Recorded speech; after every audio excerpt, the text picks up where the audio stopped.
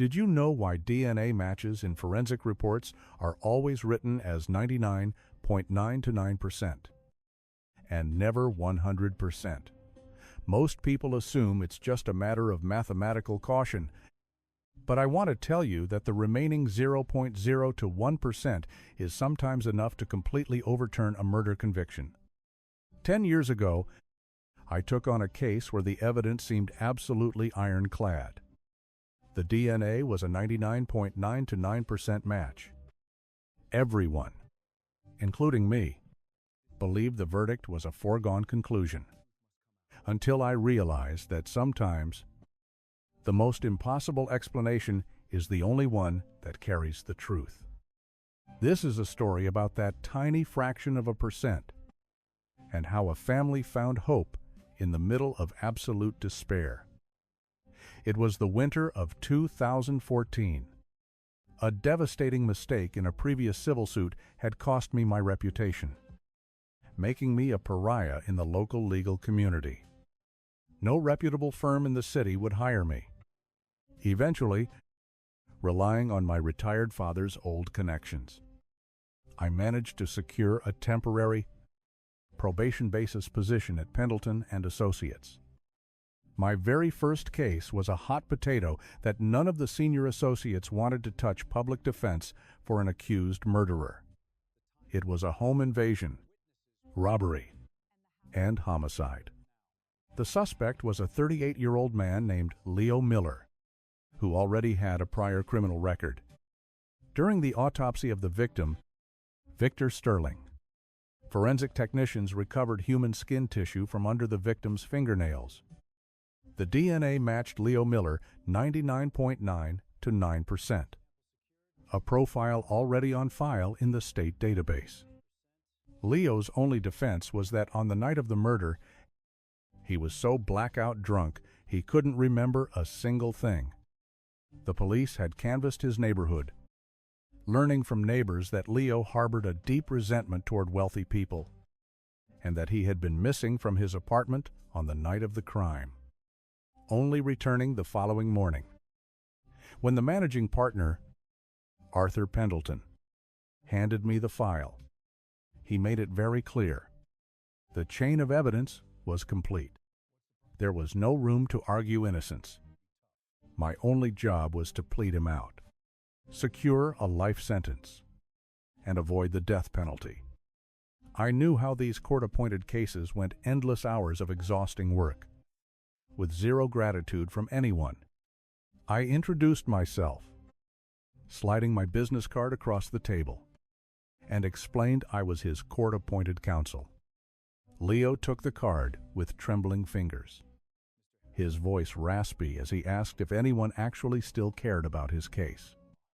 I sat down, opened my legal pad, and kept my voice calm and professional. I told him I would do my absolute best to help him, but I needed him to tell me what he remembered about the night of November 15th. Rosemary, Leo's mother, sank to her knees, tears streaming down her face, begging me to save her son. She insisted Leo was a good man who would never hurt anyone. Rosemary explained that Leo used to be a gentle, hard-working family man, but 3 years ago, his pregnant wife, Evelyn, was killed in a hit-and-run accident. After his release, Leo was a broken man. He lost his job, drank constantly to drown the guilt of failing to protect his wife, and would often cry out Evelyn's name in the middle of the night. Rosemary had been diagnosed with terminal stomach cancer. If Leo was executed or locked away forever, Maya would have no one left. Little Maya looked up at me with absolute innocence, asking me to please save her daddy. I reopened the case files that night, analyzing every detail.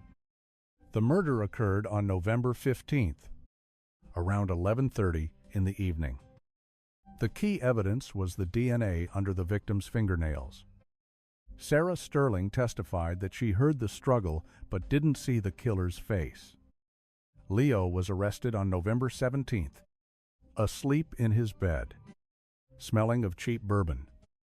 My father reminded me of a landmark case where a suspect's DNA was found on a victim, but further investigation revealed the suspect had merely had brief, innocent contact. His words sparked an idea. If I could prove that Leo and Victor had crossed paths earlier that day, the DNA could be explained as a secondary transfer. I went to the Whispering Pines community. The security guard remembered Victor Sterling receiving frequent visits and having loud arguments. I contacted Sarah Sterling. She confirmed Victor left for lunch at 2 and never left the house again. I then visited Leo's apartment and spoke to the cemetery groundskeeper. Leo had been at his wife's grave until 2 in the afternoon. There was no overlap. When I returned to the office, Arthur Pendleton dismissed my findings, telling me to stop playing detective and stick to the plea deal. He warned me that if I kept chasing ghosts, I would be fired. I thought of Rosemary's tears and Maya's tiny pencil stub. I knew that if I gave up now, I would never be able to look at myself in the mirror again. With only 48 hours left, I returned to the detention center. I pulled a thick, hand-knitted green wool sweater from my bag and set it on the table. I pointed to a tiny, dried, dark spot on the sleeve, his mother's blood. Then, I broke the news he didn't know his mother had terminal cancer. I also pulled out a small, crude clay bird that Maya had molded. Leo stared at the bird, his chest heaving as he clutched the sweater and the clay toy, weeping uncontrollably. The desire to live finally flared back to life in his eyes. He suddenly remembered a smell, a sharp, overwhelming scent of hospital disinfectant, just like the morgue 3 years ago. Needle marks. I rushed out of the detention center and began calling every hospital in the city.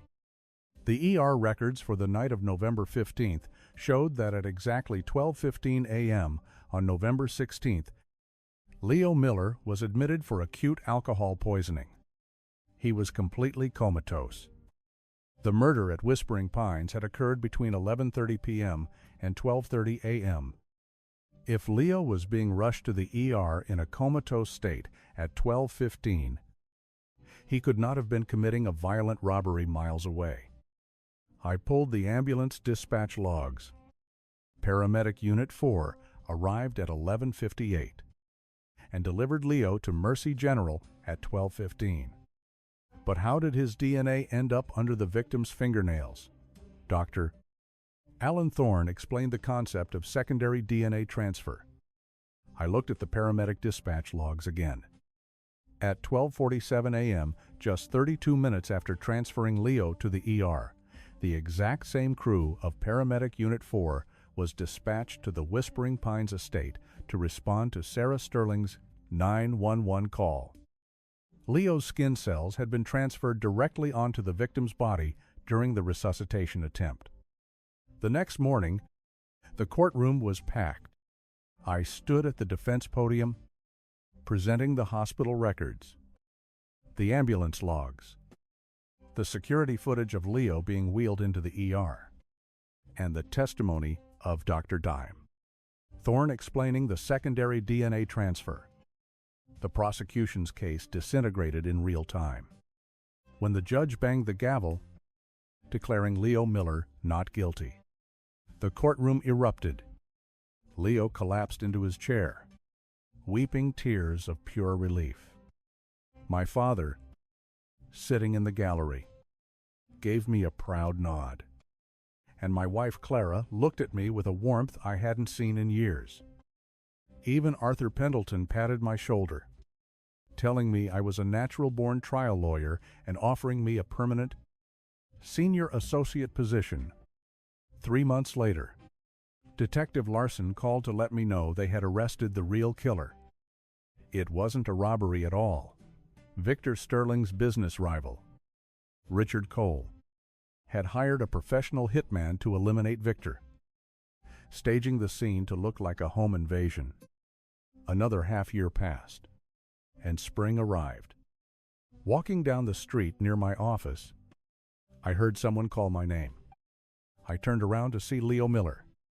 He had cut his hair, shaved, and his eyes were bright and clear. His hands were completely steady. He was holding Maya's hand, and she was carrying a brand new backpack. He told me he had landed a job driving trucks, and that he had completely stopped drinking. Rosemary had passed away a month earlier, but she had gone peacefully, knowing her son was free and Maya was safe. As I watched Leo and Maya walk away into the warm spring afternoon, I realized that the forensic report's 99.929% accuracy wasn't a failure of science. It was just a reminder that the universe always leaves a tiny 0.0 to 1% opening a crack in the door where truth, justice, and human hope can slip through.